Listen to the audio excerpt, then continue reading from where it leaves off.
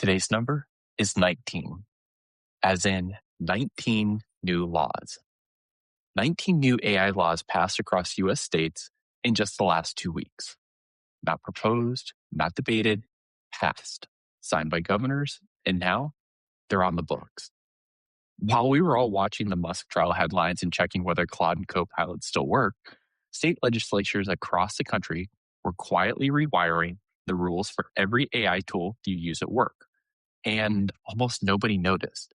More on that in a second. On Monday, SpaceX filed the largest IPO in history and pitched data centers in orbit. On Tuesday, OpenAI published a policy paper telling governments to test 4-day work weeks and to tax the robots. On Wednesday, Google redesigned Gemini after a user's death.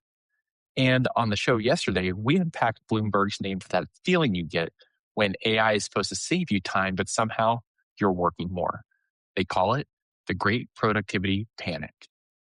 And while all of that was being discussed, 19 new AI laws passed. And AI got cleared to refill your antidepressants. And the court case that will decide whether AI companies can say no to the Pentagon just took a sharp turn. It was one hell of a week, to say the least. I'm Don Michalik. This is your Morning Intelligence for Friday, April 10th, 2026.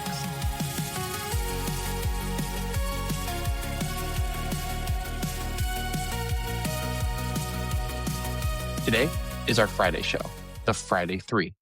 And the theme this week, whether we played it or not, is the rules are changing. First up, while everyone was watching corporate AI drama this week, state governments across the country passed more AI laws in 2 weeks than they did in all of 2025 combined. We'll break down what changed, which states matter, and what it means for AI tools you use at work. Then we'll get into our Friday 3. The final Q1 2026 layoff numbers are in, and nearly half of all tech job cuts this quarter were officially blamed on artificial intelligence. ChatGPT just quietly became a very different tool. It can now write directly into the apps you use every single day. And Anthropic just lost a major court decision with its fight against the Pentagon, reversing the win we covered 3 weeks ago. In today's deep cut, Utah just became the first place on earth where an AI can renew your psychiatric medication without a doctor's sign-off. $19 a month, no appointment needed. We'll tell you how it works, what the guardrails are, and why this is the door that won't close very easily. And we'll close with a company that just made it possible to run your entire payroll from inside an AI chatbot. Seriously. All right, let's go ahead and get into it. Let's start with our lead today. And this one snuck up on everyone, including myself. Since mid-March, the number of new AI laws passed in the United States has surged from 6 to 25. That's 19 new AI laws enacted in just 2 weeks. And the details matter here because these aren't vague resolutions or study committees. These are enforceable laws that affect real companies and real tools. Let me walk you through the biggest ones. Utah. Governor Spencer Cox signed 9 AI bills this session alone, the most of any governor in the country. Utah now has laws regulating AI in K-12 education, mental health chatbots, and we'll get into this one in the deep cut, but an AI-driven pharmaceutical prescription plan. Utah went from having almost no AI regulation to being the most legislatively active state in the country on this issue in one single session. Then we have New York. The state established a new regulatory framework for large-scale frontier AI developers. If you build or deploy a frontier AI model that operates in New York, you now face transparency requirements, safety reporting obligations, and accountability standards. That's not a proposal, it's law. Idaho created a comprehensive framework for generative AI in public schools. Other states passed laws covering AI in search warrants, conversational AI services, and insurance coverage decisions. And here's the number that puts a lot of this into context. According to Plural Policies Tracker, more than 1,500 AI-related bills have been introduced across state legislatures in 2026 so far. 1,500. The 25 that have passed are just the tip of the iceberg. Well, why does this matter? Well, if you use ChatGPT at work, If your company deploys Claude for customer service, or if your marketing team runs campaigns through an AI tool, the legal environment those tools operate in just changed in about 25 states here. And most companies haven't even caught up yet. New York's frontier model law could affect which AI features are available to your company. Utah's education and mental health AI laws signal the regulation is no longer theoretical. It's now operational. And the pace here is accelerating. It's not slowing down at all. We spent a lot of time on the show covering what AI companies are doing. This week, the story is what governments are doing to push back. The bottom line here, while everyone was watching developments in trials, new models, and IPO numbers, 19 new AI laws passed in the last 2 weeks alone. If your company uses AI tools and hasn't checked with legal or compliance this month, it's about time you check in with them. The rules have changed, and most people didn't even notice. All right, let's go ahead and get into our Friday 3 here. If you've been with us since about April 3rd, this is an update to a story that opened that episode. We covered the Challenger Grade Christmas report showing that AI had become the number one stated reason for U.S. job cuts for the first time in history. That was the March data. Q1 has closed, and the full picture is worse than the monthly snapshot actually suggested. 78,557 tech workers were laid off in Q1 in 2026. And 47.9% of those cuts, nearly 37,638, were directly attributed to AI automation by the companies doing the cutting. Not by analysts, not by journalists here, but the companies themselves in their own filings. Let's sit with that number for just a second. Nearly 1 in 2 tech layoffs in the past quarter was officially blamed on AI. And here's the part that didn't make most of the headlines. The people on the other side of those numbers are now taking 1 month longer to find new jobs compared to this time last year. And when they do land a job, they're accepting about 3% lower pay on average. So it's not just that more people are being cut, it's that the landing is harder and the pay is getting worse. If this pace holds up, 2026 is on track to exceed 264,000 global tech layoffs. That would break last year's record by 2,450,000. Now, quick callback here. If you remember again from April 3rd, we also told you that Forrester found about 55% of companies that laid off for AI reasons already regret it. That number hasn't changed, so the knife is still swinging fast and the evidence still supports it. But the total body count for Q1 is now on paper, and it's 78,557. The bottom line here, if you manage a team, advise on headcount, or sit on any room where restructuring gets discussed here, the 47.9% number is the one your CFO has already seen. And I think you should see it too. All right, our second story in today's Friday 3. Over the last few weeks, OpenAI has been rolling out a series of changes that, when taken together, fundamentally shift what ChatGPT actually is. And I don't think most people have noticed the cumulative effects here. The biggest new development rolled out just this week is that ChatGPT now has write access integrations with Box, Notion, Linear, and Dropbox. Not read access, write access. Meaning, ChatGPT can now create, edit, and save files directly inside those platforms. You can tell it to draft a brief in Notion, and it writes it in Notion. You can ask it to update a project in Linear, and it updates it in Linear. It's not just answering questions anymore, it's reaching it into your work tools and actually doing things. That came on top of 2 changes from late March. First, a persistent file library for paid users, think your Plus, Pro, and Business subscribers. Every file you uploaded or created into ChatGPT now autosaves across those sessions. No more re-uploading the same spreadsheets every time you start a new chat. And second here, GPT 5.4 Mini with Thinking, the step-by-step reasoning mode that was previously behind a paywall, became available for free to Go users in mid-March. Now, if you take all those things and layer them together, and here's what you actually get. ChatGPT can now think step-by-step, remember your files, and write directly into the apps you use at work. That's not a chat bot. That's not a chat window anymore. That's a working layer. It sits on top of your existing tools, and it acts on them. For, let's say, a consultant who prepares deliverables on a weekly basis, a marketing manager who is in charge of campaign briefs, or a manager coordinating project notes, this isn't incremental. It's a different category of tool altogether. Bottom line, if you use Notion, Box, Dropbox, or Linear at work, open ChatGPT settings today and check what integrations are actually available. You may have write access you didn't have last week. And if you're a paid subscriber, the file library solves a daily friction point that everyone using ChatGPT for work has complained about since day one. So take a look and check it out. All right, our third story in the Friday 3, Anthropic loses their Pentagon appeal, and the case that defines AI future just got a little bit more complicated.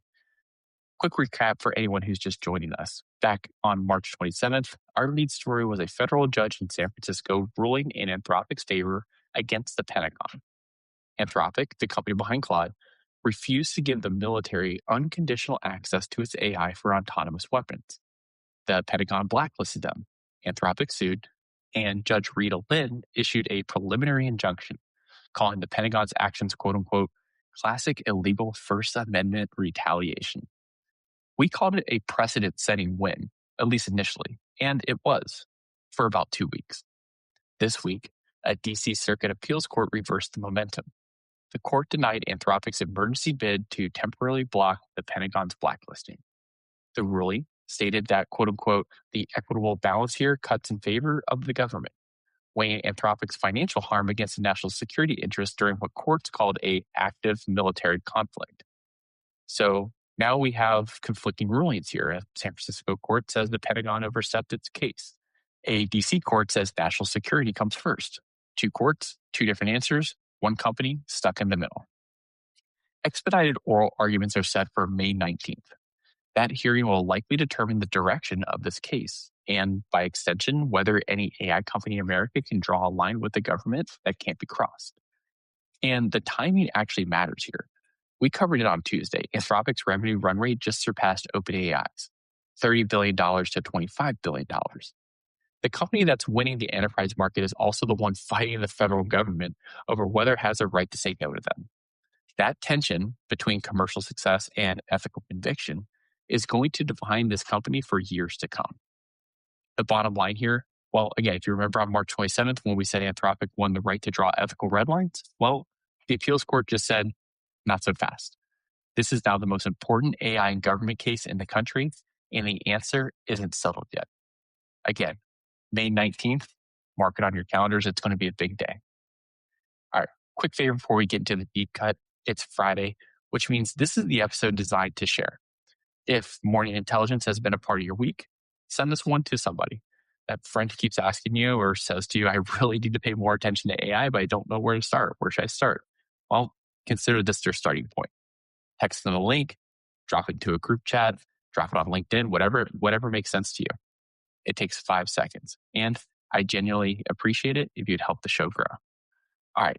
Now let me tell you about a chatbot that can actually refill your antidepressants.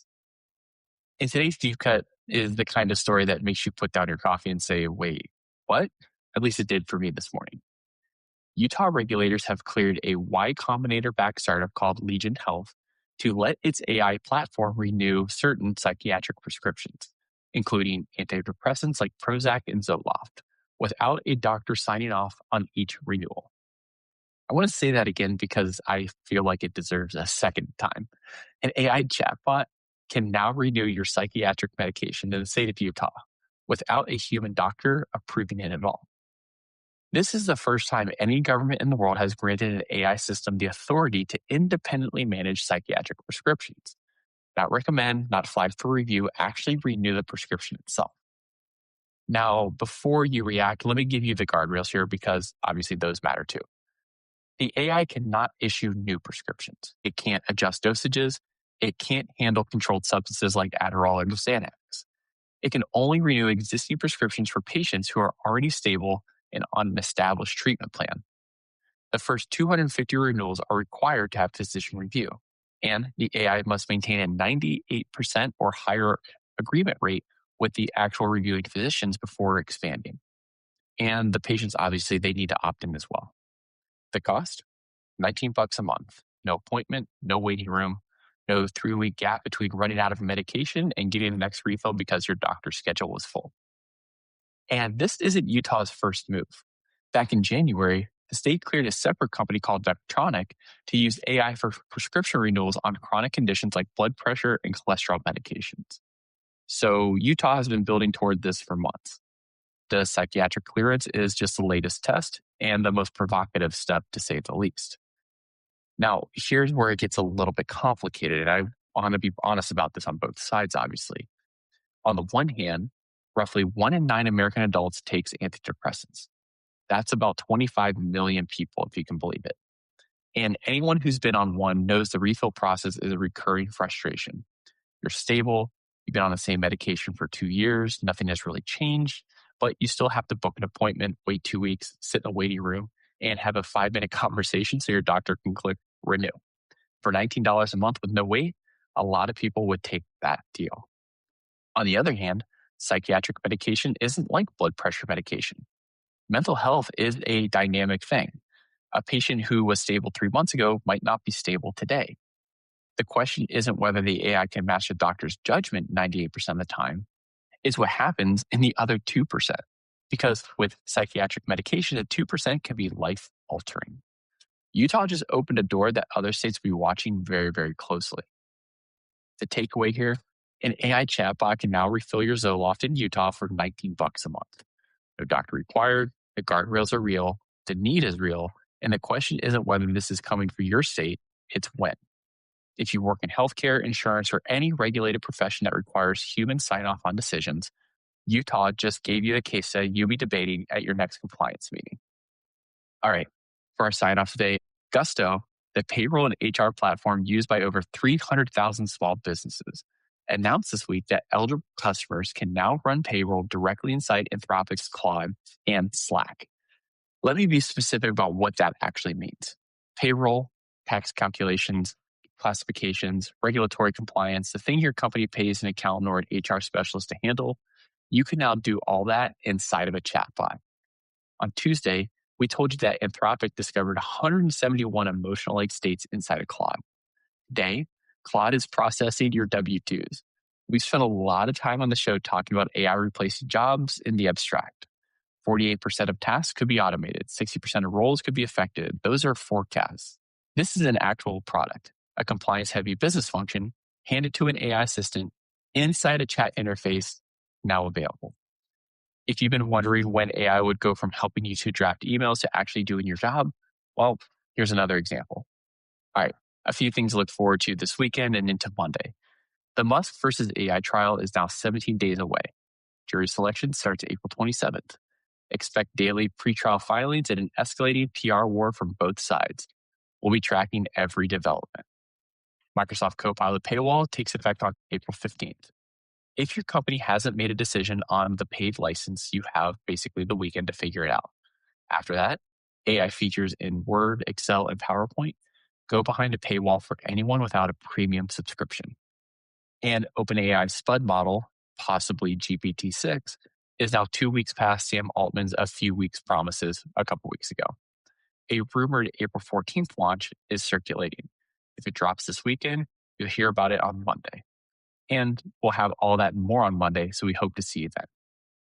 That's Morning Intelligence for Friday, April 10th, 2026. If you like what you heard, hit subscribe for wherever you're listening. And since it's Friday, this is the episode to share with someone. Send to that one friend who keeps asking you, hey, what's going on in the world of AI? This is their starting point. You know who they are. I'm Don Michalik. Thank you for listening today and have a great start to your weekend.